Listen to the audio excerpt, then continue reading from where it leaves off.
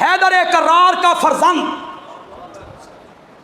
جس کی رگوں میں فاتح خیبر کا خون دوڑتا ہو، جس نے باحیا ماں سیدہ فاطمہ کا دودھ پیا ہو، جسے صحابہ کی تربیت حاصل ہو، جس کا نانا نبیوں کا امام ہو، اگر سامنے کفر ناچ رہا ہوتا، اگر سامنے ظلم ہوتا، نانے کی شریعت بدل رہی ہوتی، حسین آگے جاتا یا پیچھے جاتا؟ بولو بولو، زور سے بولو۔ دھوکہ دینے کے لیے ہو سکتا ہے جعلی خطوط تیار کیے گئے ہوں۔ انہوں نے کہا ہمیں کوئی پتہ نہیں۔ یہاں حضرت حسین کو وہ ایک ایک صحابی یاد آیا جنہوں نے مکے سے نکلتے ہوئے حضرت حسین کو روکا تھا۔ ابن عباس یاد آئے، ابن عمر یاد آئے، ابو سعید خدری یاد آئے، ابو واقد لیثی یاد آئے، محمد ابن علی یاد آئے کہ میرے ساتھ دھوکہ ہو گیا، میرے ساتھ دھوکہ ہو گیا، فریب ہو گیا میرے ساتھ۔ یہاں حضرت حسین رضی اللہ تعالیٰ عنہ نے ابن سعد کے سامنے 3 شرطیں پیش کی۔ زور سے بولو۔ میں کوئی ریت کی دیوار پہ پاؤں رکھ کے بات کر رہا ہوں، یوں ہی ہوائی باتیں کر رہا ہوں؟ میں یہ کہہ رہا ہوں راوی آکھدا خیمے جو آواز آئی، میں اس طرح کی دلیل دے رہا ہوں۔ سنو حوالے۔ آپ کو یہ میری تقریر نوٹ ہو رہی ہے فیس بک کے ذریعے، انشاءاللہ 1-2 دن کے بعد نشر ہو جائے گی، یہاں ہر چیز محفوظ ہو جائے گی۔ 3 شرطیں پیش کی حضرت حسین نے۔ کتنی شرطیں؟ حضرت حسین نے کتنی شرطیں پیش کی؟ زور سے بولو، زور سے بولو۔ یہ کہہ دینا کوئی یہ شرط نہیں ہے جی۔ دیکھیں کچھ مدت پہلے جو کالجوں میں پڑھائی جاتی تھی نا تاریخ، اس میں جو کربلا کا واقعہ ذکر تھا نا، اس میں بھی یہ 3 شرطیں تھیں۔ آپ انہوں نے نکال دی تو مجھے پتہ کوئی نہیں۔ پہلے اخباروں میں جو مضامین چھپتے تھے اس میں بھی یہ 3 شرطیں لکھی ہوتی تھیں۔ آپ ہو سکتا ہے آپ نہ لکھیں صافی ان شرطوں کو، تم ان شرطوں کو لکھو تو تمہارا موقف غلط ٹھہرتا ہے۔ حضرت حسین رضی اللہ تعالیٰ عنہ نے پہلی شرط رکھی، مجھے واپس جانے دو، میں جہاں سے آیا ہوں وہاں چلا جاتا ہوں۔ بولو پہلی شرط کون سی ہے؟ کوئی ہوائی باتیں کر رہا ہوں؟ تاریخ کی کتابوں سے ہٹ کے کر رہا ہوں؟ مجھے واپس جانے دو، واپس، میں جہاں سے آیا ہوں وہاں چلا جاتا ہوں۔ بندیالوی ایک بات پوچھنا چاہتا ہے، سب نے اللہ کے ہاں جانا ہے، اللہ کو جواب دینا ہے، سیدھی بات کہو۔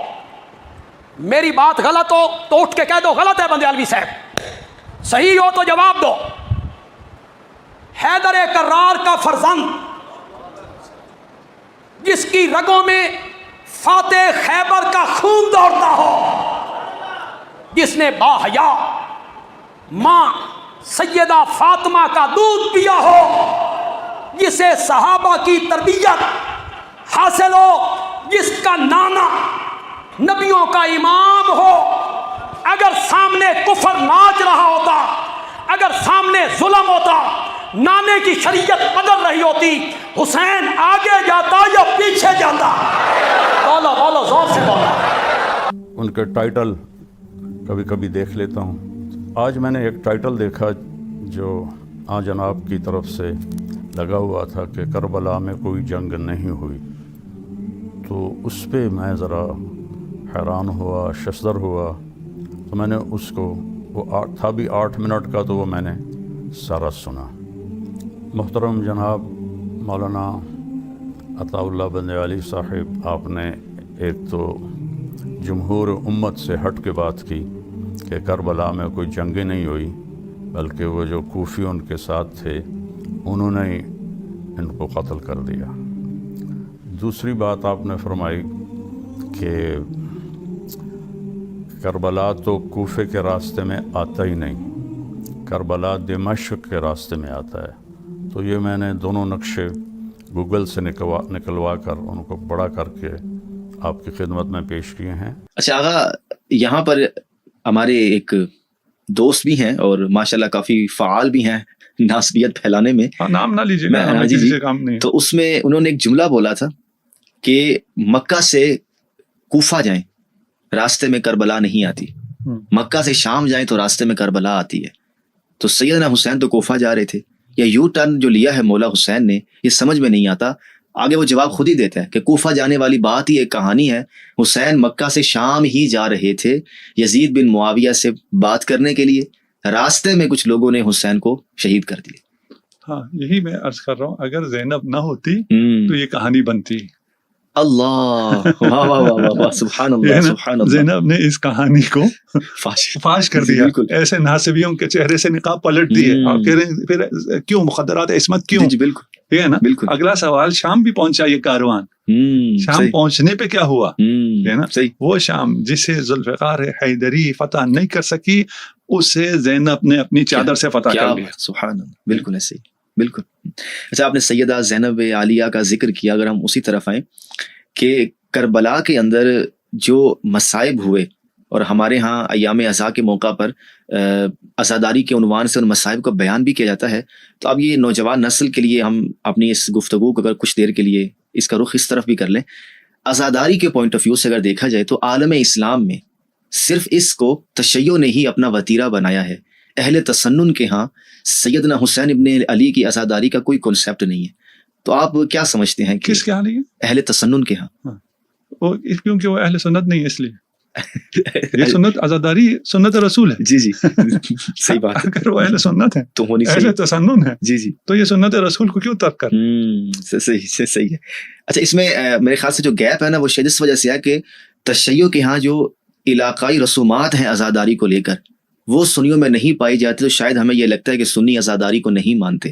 تو آپ عزاداری کے حوالے سے اگر رہنمائی فرما دیں کہ اصلاً عزاداری کیا ہے جو رسول خدا کی طرف بھی منسوب ہے، یا اللہ کی طرف سے بھی آپ کہہ لیں کہ اگر نیت اچھی ہو تو ثواب بھی ملے گا، جو اصلاً عزاداری ہے، باقی علاقائی رسومات کوئی اصل چیز نہیں ہے.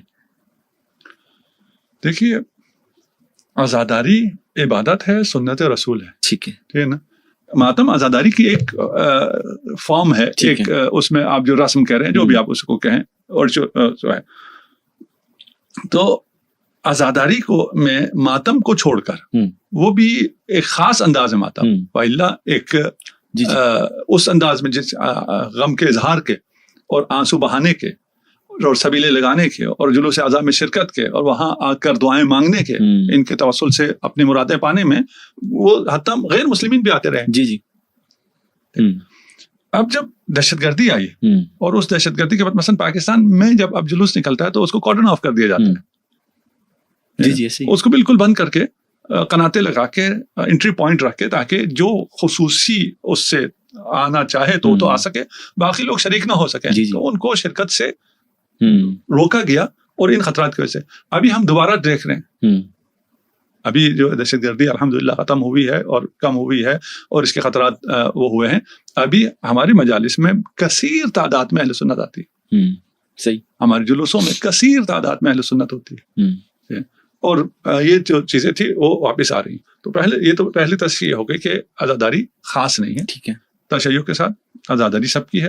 اور ابھی جو 40 پہ لوگ چہلم پہ کربلا آتے ہیں اس میں بھی اہل سنت بہت تعداد میں آ رہے ہیں. ہاں اتنے نہیں آ رہے جتنا شیعہ آ رہے ہیں. جی جی. ٹھیک ہے نا. اگر اس طرح جس طرح شیعہ کہتے ہی اسے ہیں جی جی جو محب اہل بیت ہے اور ان کے پیچھے چلنے والا ہے، وہ اگر اس تعداد میں اس کیمیت میں اس کیفیت میں آ جائیں تو پھر تو شیعہ ہو جائے نا. پھر تو صحیح بات ہے. آپ سن ہی نہ رہے. صحیح بات ہے. تو یہ کرتے ہیں. رہ گیا کہ اس میں رسومات آئی ہیں یا نہیں آئی ہیں. صحیح ہے. ساری صحیح ہیں، ساری غلط ہیں. کچھ صحیح ہیں، ٹھیک ہے، کچھ مباح ہیں، کچھ ہو سکتا ہے غلط ہو. ٹھیک ہے. کچھ آپ کی نظر میں غلط ہو، میری نظر میں صحیح ہو. میرے پاس دلیل ہو اس کے صحیح ہونے کی، آپ کے پاس دلیل نہ ہو اس کے صحیح ہونے کی. اس سے اصل ختم ہو جاتا ہے. ایسا تو نہیں ہے. اصل ختم نہیں ہوتا، اصل اپنی جگہ پہ باقی رہتا. اور کوئی ایسا نہیں ہے، حتیٰ یعنی شیعہ بھی کوئی ایسا نہیں ہے کہ اس کو عزاداری میں سب کو یہ سارے جو رسومات کہیں یا اعمال کہیں یا سب کو یہ کرنا ہے. نہیں، کوئی بالکل بھی نہیں. ٹھیک ہے. یعنی شیعہ بھی جو مجلس شروع ہوتی ہے اس کے شروع ہونے کا اپنا ایک پروٹوکول ہے. ٹھیک ہے نا. ان سب میں شرکت ضروری ہے، کوئی ضروری نہیں ہے. ٹھیک ہے نا. کچھ لوگ صرف مجلس جب ہو رہی ہوتی ہے اس وقت آتے ہیں، کچھ لوگ صرف جب مصائب ہو رہے ہیں اس وقت آتے ہیں، کچھ لوگ صرف جب نوحہ ہو رہا ہے اس وقت آتے ہیں، کچھ پہلے شرکت کر کے مرثیہ سن کے چلے جاتے ہیں، کچھ مجلس سن کے اٹھ جاتے ہیں. کوئی ایسا نہیں ہے کہ آپ کہیں کیونکہ ادھر آنے کا مطلب یہ سارے کام کرنا ہے اس لیے میں ان سب سے متفق نہیں ہوں اس لیے میں اس میں نہیں جاتا ہوں. آپ سب سے متفق نہ ہو. صحیح ہے. آپ اگر محمد مصطفیٰ کے ہیں تو آپ آزادار ہیں. صحیح ہے ماشاءاللہ. اگر آپ حسین کی مخالفت کرنی ہے تو سیدھی سیدھی بات ہے تو یزید کی حمایت کرے گا. کربلا میں تو جسم نہیں آئے تھے, دو نظریات آئے تھے. ایک نظریہ حسین کا تھا, ایک نظریہ یزید کا تھا. کربلا میں جسموں کی لڑائی تھی, کربلا میں فکروں کی لڑائی تھی, کربلا میں نظریات کی لڑائی تھی. ایک نظام حسین کا تھا, ایک نظام یزید کا تھا. یزید چاہتا تھا میرا نظام بچے, حسین چاہتا تھا وہ نظام بچے جو اللہ نے مجھے ذات کیا. اب یہاں پہ اس بچاتی مجمع کے سامنے تفصیلات کا وقت ہی نہیں ہے, ٹائم مختصر ہے, جلوس کی برآمدگی بھی ہے. سوال یہی ہوتا ہے کہ وجہ تنازع کیا ہے, دشمنی کی وجہ کیا تھی. دیکھیں دو بندے آپس میں لڑ پڑے, درمیان میں کوئی وجہ تو ہوتی ہے. آپ بولیں گے تو صحیح نا میرے سے, کسی وجہ سے جنگ ہوتی ہے نا, بغیر وجہ کے تو لڑائی ہوتی نہیں. دو شخص آپس میں لڑے, وجہ کیا ہے, پراپرٹی ہے, جگیر ہے, کیا ہے, پتہ چلا یہ دو شخص آپس میں لڑے, ان کے درمیان کیا وجہ تھی. آؤ تاریخ سے پوچھیں حسین اور یزید کی جنگ ہوئی, درمیان میں وجہ کیا تھی. تاریخ نے ہمیں کہا وجہ تھی بیعت. ہم نے کہا یہ بیعت کون چاہتا تھا, حسین چاہتا تھا یزید کرے. اس نے کہا نہیں, یزید چاہتا تھا حسین کرے. ہم نے تاریخ سے پوچھا پھر حسین نے کی, تاریخ نے کہا نہیں, حسین نے انکار کیا, اسی انکار کی وجہ سے یزید نے حسین کا قتل کر دیا. تفصیلات کا وقت نہیں, نتیجہ جو 1 گھنٹے کے بعد نکلنا تھا وہ منٹوں میں دینے لگا ہوں. یزید نے حسین کا قتل کیا بیعت کی وجہ سے. مسجد کے مولوی سے لے کے مرضی کے مولوی کے سر پہ قرآن رکھو, ان دونوں میں سے حق پہ کون تھا, وہ کہتا حسین تھا. غلطی پہ کون تھا, وہ کہتے یزید تھا. یزید نے غلطی کی, وہ کہتے بالکل غلطی کی. کیا غلطی کی, وہ کہتے اس نے بیعت کیوں مانگی, اس کا بیعت مانگنا غلط تھا. اس کا مطلب تو اندر سے مان گیا ہے. جو معصوم سے بیعت مانگے وہ غلط ہوتا ہے.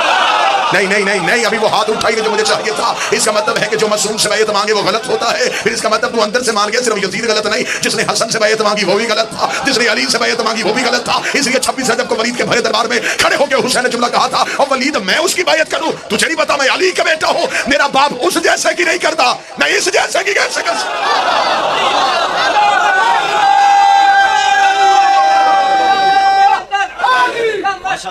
بسم اللہ.